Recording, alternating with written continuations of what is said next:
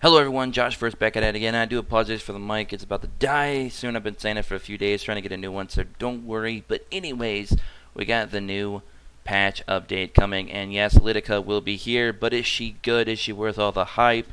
Now, I will say this. If she turns out to be very, very amazing, because I haven't really looked into her skills yet. I kind of just skimmed over a lot of this to try and wrap this up as quick as possible. But I will say this. If she does turn out to be absolutely amazing, this is not good for us because that means that we had Tamarine, which is very OP, very amazing. Luna, very, very amazing, OP as well, and limited. And then Lidica being another amazing unit back to back to back. Not to mention Kisei was amazing at the time of her release, and then Balone on top of that. And a lot of us slept on Violet, but Violet is actually looking like a very, very formidable unit to run in the game as well. So if you really think about it, we've had way too many good units back to back to back to back to back. The character pool is getting bigger and bigger, and we're not getting any new additional 3 or 4 stars added to that character pool. So it's becoming a summon for a 5-star game, possibly pay to win game now, opposed to what it was a couple months ago. So is the direction for this game going in the right way? I don't know. You guys can let me know what you think about that in the comment section below. Regardless if Lidica is good or not, if she's skippable or not, it's just the fact that they are releasing way too many powerful units back to back to back without any breaks in between. A lot of gachas do like to take kind of like a break period after a big sale or a big character meta-changing release, like a Luna, for example, being unlimited. They usually like to take like a week or two with more of a subtle character, or even bring back old characters and give them a rate up or something like that. But it seems Smilegate is just going bang, bang, bang, bang, bang, bang, bang with new units, and I don't know, guys. I can't keep up. A lot of people can't keep up, and it's hard, especially considering I'm a YouTuber, so very hard to do that. But anyways, enough of that out of the way. Let's see what Lidica can do. So she has, of course, 0 cooldown, and she gets an awakening on her S1, which isn't common. So after awakening, attacks with a sword decrease in combat readiness by 10%. If the enemy is debuffed, decreases combat readiness by an additional 10%. So if you got like a Luna, for example, in your team that can do armor breaking, defense break, then you can obviously get that 20% combat readiness deduction on whatever enemy she attacks. So if you build her with a lot of speed, she's going to be able to hit somebody on the opposing side pretty early, especially in PvP, and make them not be able to attack as often. And that is pretty big because combat readiness and speed is pretty huge right now in the game. I mean, it's kind of the meta at the moment for the most part. Her S2, which is a 3-turn cooldown, attacks all enemies with an 85% chance to decrease hit chance for 1 turn. I'm assuming since it doesn't have a cooldown, there's either going to be damage percentage increase and maybe effectiveness increase on her S2 if you do any skill enhancements. So that might get up to 100%, which is pretty insane because I believe decreased hit chance is like minus 50% for hitting. So that's pretty big. And it helps with avoiding getting debuffed quite often. I mean, that could be very good for PvP. PvE, we'll still see what all it can do, but PvP, very, very powerful so far with her first 2 skills. Now, her S3 is 4-turn cooldown with skill enhancement. Otherwise, it's going to be 5 from what I can tell there. Attacks the enemy with a whip, sword, and decreased combat readiness by 100% and decreased speed for 2 turns. Grants the caster skill nullifier, negating damage received from the next skill attack. That is absolutely insane. So she has her own built-in damage nullifier. That is absolutely insane. So she has her own damage immunity on a 4-turn cooldown with skill investment, of course. So it's pretty low cooldown. And 100% decreasing combat readiness and speed for 2 turns, which I believe that's like 30% to 50% on speed, I think, somewhere around there. Very, very powerful for PvP. This might be one of the best PvP units in the game, which is very unfortunate because this goes back to my point that I made at the beginning of the video that we're getting too much powerful units back to back to back to back to back. And it's hard to keep up, and a lot of these units are very powerful. And with Guild Wars being a major aspect of the game, with PvP being a major aspect of the game, you need to pull for units like this. And it's unfortunate because we don't have the resources. And if we do have the resources and get lucky to pull them, we don't have the resources to build them up. So it's like, whew, I don't know. It's kind of like you're playing against the game instead of enjoying the game. So I hope that they make some big major changes because this is insane. This unit, is she worth pointing for? Absolutely. Like I said, with her skills, she's going to be a PvP nightmare. PvE, she's going to be pretty good as well, but PvP, she's going to be possibly the PvP queen for quite a while, until, well, maybe until until 2 Wednesdays from now, who knows? Because that 100% combat readiness, deduction, and speed for 2 turns on a single target, when you're talking in Guild Wars, we're only running 3 on a team, that is huge. So, man, depending on what her base stats are going to be, because we don't actually see them yet, but we'll see them when she drops in the game later after maintenance. If her base speed is actually pretty good, maybe like 100, 108 plus perhaps, she is a Ranger Fire, so we'll have to see.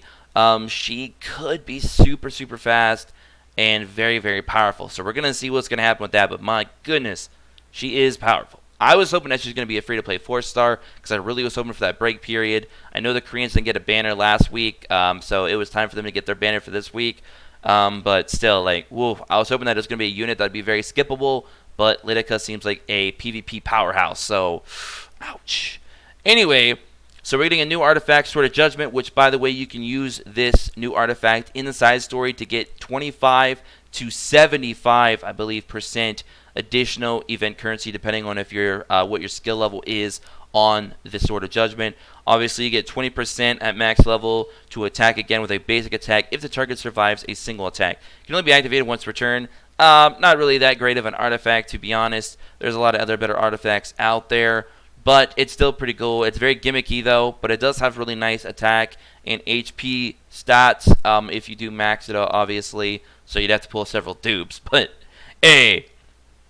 So we know the drop rate's up. We know the new side story part 2 is coming as well. And in the part 2 of the side story, we have some new goodies. And right here they are. The new Epic Necklace and Epic Helmet. Both 71 grade. Epic, obviously. Speed and critical, which is nice. So the critical necklace, which I would honestly put on my Luna. If you guys got Challenger Dominiel, that might be an option for you as well. Or any other unit you're trying to just get some high damage output by getting that critical hit damage up extremely high. This is going to be what you're going to want. Because I believe that critical hit damage will get around 50%. I do believe 50%, 55%. It's got health 6%, attack 6%, critical hit chance 4%, and effectiveness. So really, really good substats. So even if it rolls, it doesn't roll into the one that you absolutely want. It's still going to be a phenomenal necklace. The helmet is also equally as good. It's a speed helmet. You can put this on your Assassin Sage. You can put this on your Clury. You can put this on your DNs or your Angelicas or your Tamarines. You know, whatever that you really want speed for with really good substats, including the fact that there is HP and defense at 6%. So that's really nice. And then you get the speed as well on the substat. And then, of course, attack 6% as well for those of you who want to use this on a DPSer. So very, very good. 2 pieces of equipment. This is what I like to see from side stories. This is a big thumbs up for me personally. I'd like to see this every side story, get at least 1 or 2 new gears. That would be great. Already talked about the whole artifact, the new one being used to get 25 to 70% plus in the side story with event currency. Other improvements and bug fixes. Of course, they added Tamarine and Idol's Cheer to the Covenant Summons. We already knew that was coming. Same thing will happen with Lidica in a couple weeks. The problem is the character pool is getting bigger and bigger, so it's becoming harder and harder to summon for these units because the character pool is getting bigger and they're not taking anything away, you know, per banner. So that's going to be an issue in the future that they're going to have to definitely fix. Otherwise, it's going to become a cluster. Fuck. So let's hope that doesn't happen. Anyway, so Season 1 of Arena has ended. We're going to be getting Season 2. We don't know what all is coming with Season 2, except the fact that they are bringing back the slate. So, if a lot of us knew that was going to be a returning thing, we probably would have all jumped and ran for that thing ASAP and got it. Because a lot of people just figured, hey, we can get it later on whenever I have, when I don't need so much, you know, charms and stuff for my gear or whatever, or maybe I don't play enough PvP, I'll get it when I can get it, or maybe you were saving to get it for when you had a 5-star that you really wanted to invest into with it. So a lot of people didn't actually get it because we thought it was going to be that one-time only thing, but apparently it's going to be once per season. So, Smilegate, I implore you, please put an S1 next to the slate from now on. That way the confusion is not there and everybody knows exactly what the seasonal rewards are and how they will change. Even if the slate comes back every season, it should still say Season 1, Season 2, Season 3, etc., etc. So, let's try not to F that up again, Smilegate. Anyways, so the powder shop will be refreshing, it looks like, next Wednesday. So hopefully we get some good stuff. And it looks like they're going to have a timer built into the shop, so we'll know when it's going to refresh every time. So that'll be good, because a lot of us are still chasing those Oberia's Tooth, or they're chasing the Rod, you know, for their Soul Weavers such as DN to make her a really good powerhouse. You know, etc., etc. Some good high-class artifacts like that are currently not in the powder shop at the moment.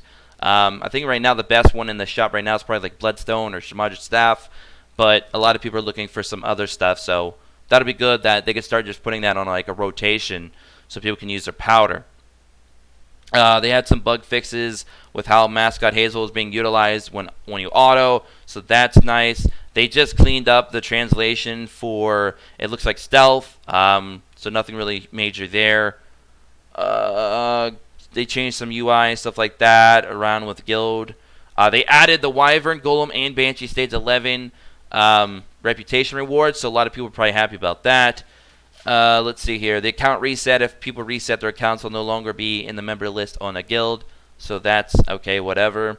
And then they got some various UI improvements and bug fixes, which nothing here of note really seems that important. I did notice here that this is at the start of battle, the combat readiness variation that can be gained according to the speed stat of a character has been reduced from 10% to 5%. So a lot of people were always complaining at the beginning of a battle why sometimes they were getting outsped by another unit that they feel like they were more faster than. I think that might have been part of the issue with the whole combat readiness, perhaps. I don't know. But maybe that'll be maybe they fixed that or cleaned it up a little bit, I guess, with that small nerf. Very, very small nerf. But hey, we'll see. And it says, in the first battle of Banshee Hunt, Misty Chain's skill description has been updated to correctly match their effects. There are no changes to the skill themselves. So, not really much of anything. No real big quality of life changes or game changes or any improvements for the most part. I think the biggest things to take from this update are the 2 new pieces of equipment that you get from the side story part 2.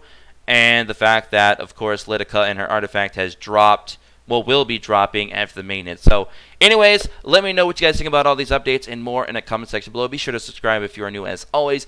And check us out in the description below at our Discord so you can keep the conversation going before and after. And our Discord channel is pretty active for Epic 7. So definitely don't be shy and hop in and take a holler. So anyways, I'll catch you guys all in the next one. Have an awesome day wherever you are. Until then, peace.